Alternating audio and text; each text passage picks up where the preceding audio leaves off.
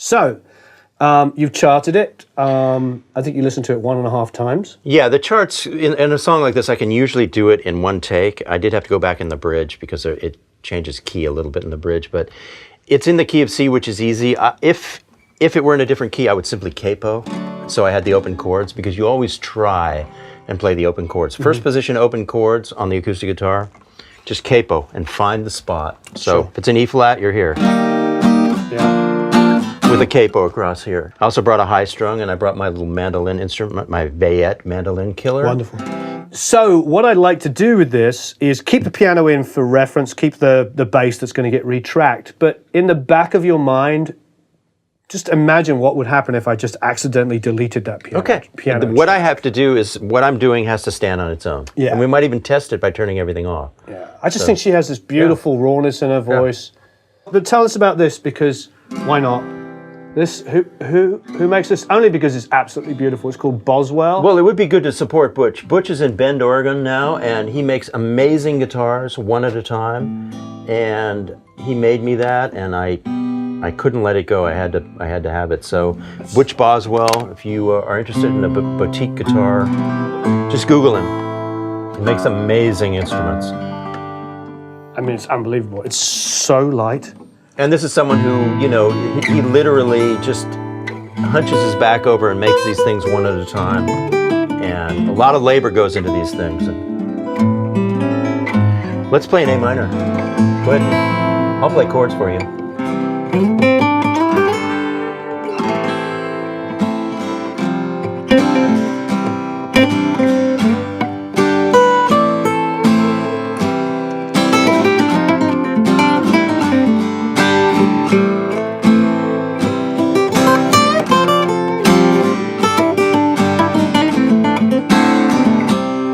Gorgeous.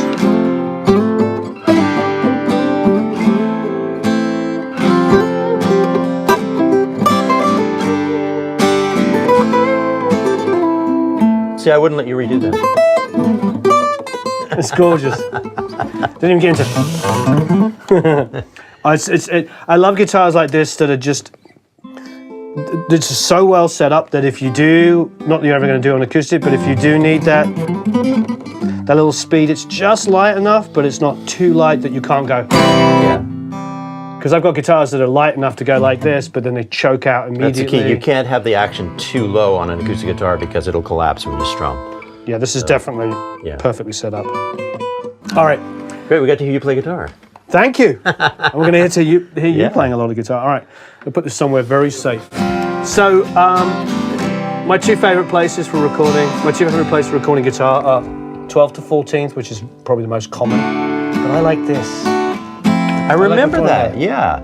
You know, I stole that from Paul Mahon. I'm not going to pretend that I know it. And Paul does a lot of John Mellencamp records.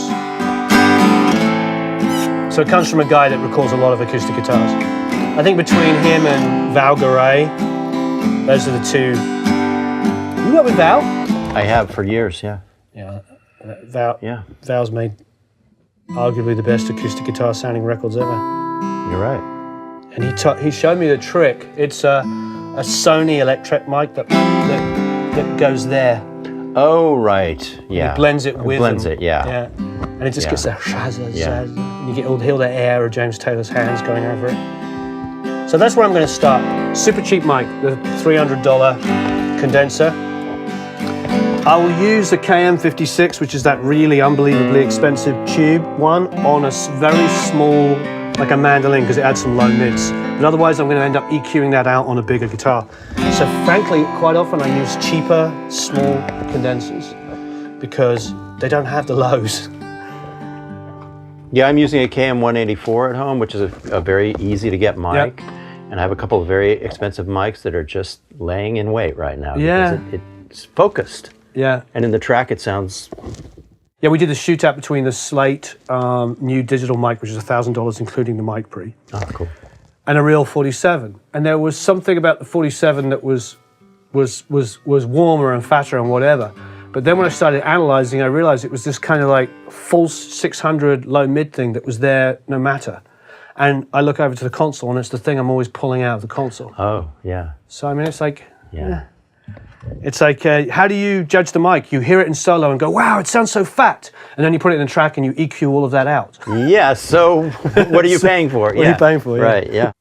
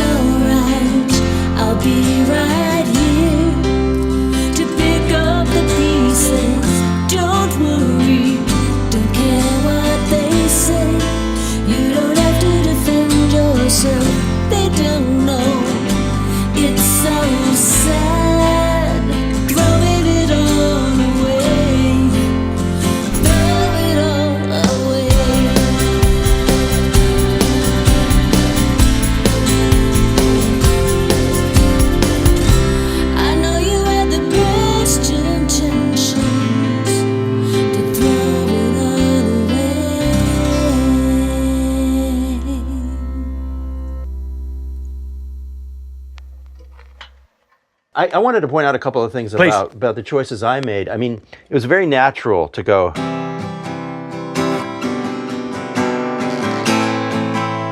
to use that strum in the body of the song.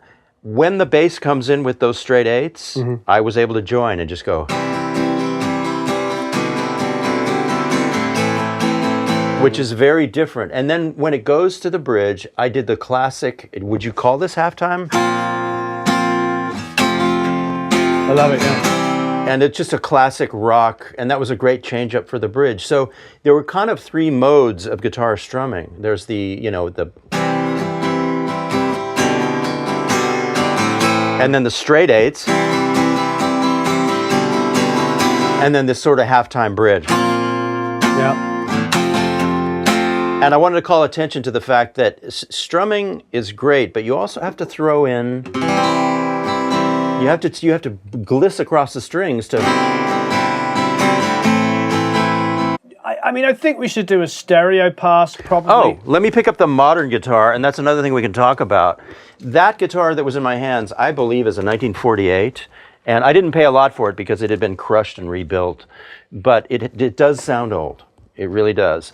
And this is a brand new boutique guitar, and you can kind of hear that it's a little more modern sounding. It's definitely got good, tough mid-range.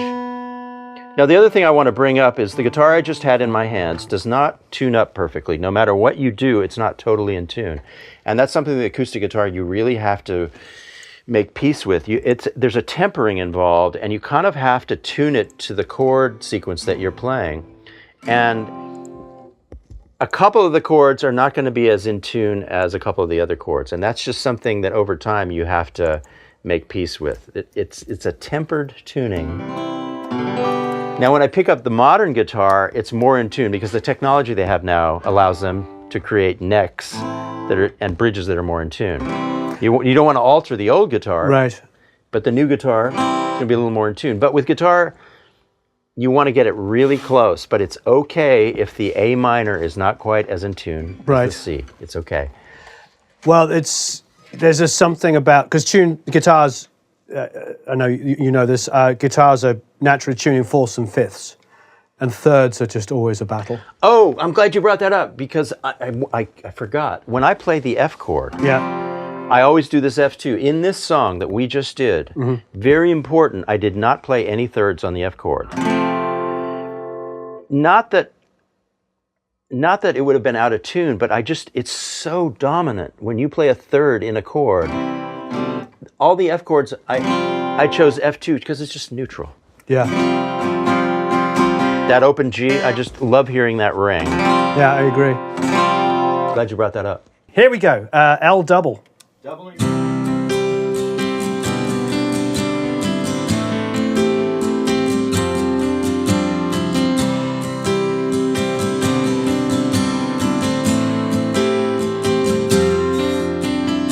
Great. Now, that one thing in Sorry.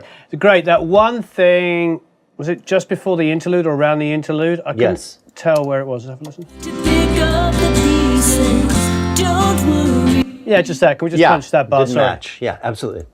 It's alright, I'll be right here.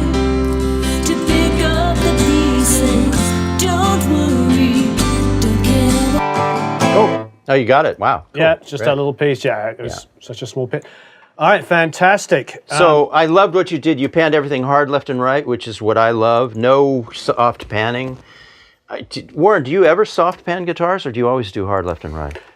I have a real dumb philosophy stolen from Dave Jordan and Chris Lord-Alge, same thing. Left and right. Verses, I'll never do center, but I'll do 20. Okay. Yeah. And it's almost logic. It's not almost logic. It is logic. Like those guys will do like vocal down the middle, whatever, acoustic, piano, electric, whatever's carrying it, slightly off center. Pre-chorus, maybe 50-50 stereo. Chorus, 100-100. Well, the thing about a hard panning is it's always been the most magical thing to me since I started listening to records, since I started listening to the radio when I was 5 years old. So for anyone who wants to know, this is the top half of a 12-string set. You just use the top strings. The first 2 strings are unison, and then the bottom 4 strings are an octave up. You just have to destroy a 12-string set and take the top layer. If I'm describing it right, can you describe it better? This guitar is what I call a beach guitar, which is like a $200 guitar. It was made in Canada. It's a nice guitar, but it always sounded too woofy and didn't have sparkle to it. So you put turn it into a high-strung, and it sounds perfect. So if you have a guitar that doesn't sound spectacular, that's the one to turn into a high-strung. Do you want me to start you from the top anyway, or just start you from the first chorus? Why don't we start from the top, and I'll just do a couple little colors here and there. Wonderful.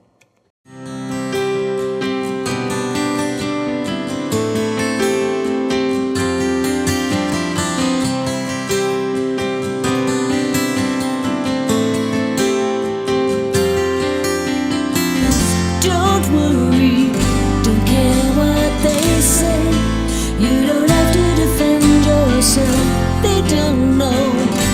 It's so sad, throwing it all away. Throw it all away.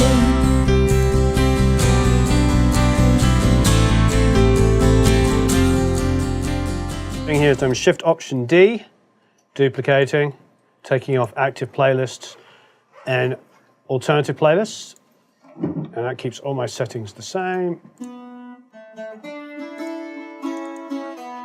Acoustic mic. Yeah, this is by Veillette. Joe Veillette makes these in upstate New York. He also makes a lower cost version of this that's made overseas. It's called the Griffin, and I love it for mandolin style parts. It has a huge wide neck. It's a 12-string, and it plays very in tune. Does not sound exactly like a mandolin, but it gives you that same spirit and records really well.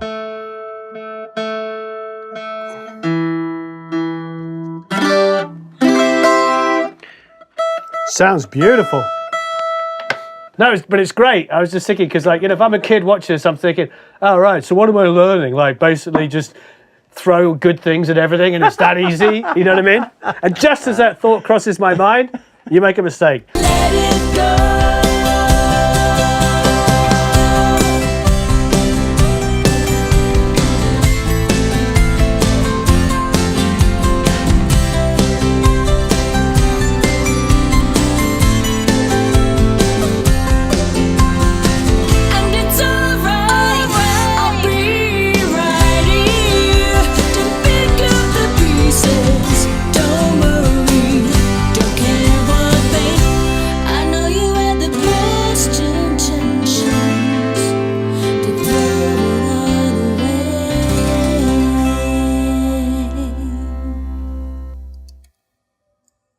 I like it because now it's like feel good 70s Fleetwood Mac meets West Coast America. Yeah, it added up nicely. Yeah.